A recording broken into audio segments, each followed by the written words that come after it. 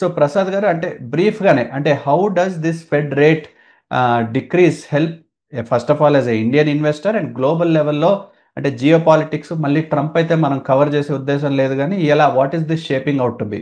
వాళ్ళ దగ్గర డబ్బులుంటే బ్యాంకుల్లో దాచుకుంటే మొన్నటి వరకు వచ్చే ఇంట్రెస్ట్ రేట్ కన్నా ఇంకా తగ్గుతూ వస్తుంది కాబట్టి బ్యాంకుల్లో దాయాలనేటువంటి కోరిక ఆసక్తి సనగిల్లిపోతుంది. దానితో వాళ్ళు ఏం చేస్తారు, తమ డబ్బుల మీద సంపాదించుకుని మిగుల్చుకున్న డబ్బులు మెరుగైన రిటర్న్స్ ఇచ్చే అవకాశాల కోసం వెతుకుతారు. అది ప్రపంచం మొత్తం మీద స్పీడ్గా పెరుగుతున్న ఎకానమీ ఇండియా కాబట్టి ఇండియా వైపు చూస్తారు. చూస్తే ఎందులో చూస్తారు, వాళ్ళు వచ్చి ఇక్కడ స్థిరాస్తులు కొనుక్కోవడానికి ట్రై చేయరు. ఏ ఆస్తి అయితే కొనుక్కుని అవసరమైతే చిటికి వేసినంత తేలిగ్గా అమ్మేసుకుని మళ్ళీ వెనక్కి తీసుకెళ్ళిపోగలరో ఆ ఆస్తి చూస్తారు. ఆ ఆస్తి ఏంటి, ఈక్విటీస్ లేదా మన ఈక్విటీస్లో ఉన్నటువంటి మ్యూచువల్ ఫండ్స్.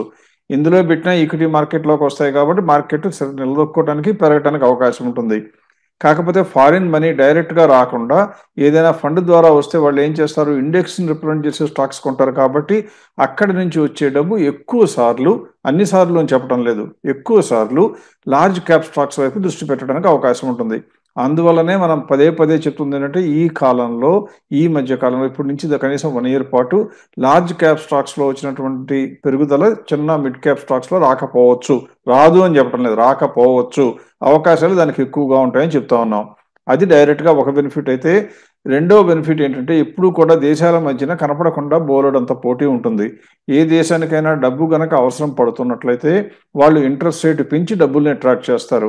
ఇలా స్టేబుల్గా ఉన్న కరెన్సీ ఇంట్రెస్ట్ రేట్ ఎక్కువ పెడితే ఎవరైనా సరే స్టేబుల్గా లేని ఎమర్జింగ్ కంట్రీస్ అయినా ఇండియాలో పెట్టే బదులుగా అమెరికన్ గవర్నమెంట్కి లోన్ ఇస్తే బెటర్ అనుకుని అక్కడే డిపాజిట్లన్నీ కూడా డబ్బులన్నీ అక్కడికి వెళ్ళిపోతాయి. అక్కడ ఇంట్రెస్ట్ రేట్ తగ్గినప్పుడు అక్కడి నుంచి మళ్ళీ ఎగిరి బయటకు వస్తూ ఉంటాయి. బయటికి వచ్చినప్పుడు మన ఇంట్రెస్ట్ రేటు భారతదేశంలో రిజర్వ్ బ్యాంక్ కూడా పెంచవలసిన అవసరం లేకుండా తగ్గించుకుని కూడా మెయింటైన్ చేసిన డబ్బులు వస్తాయి కాబట్టి మనకు కూడా ఇంట్రెస్ట్ రేట్ తగ్గుతుంది.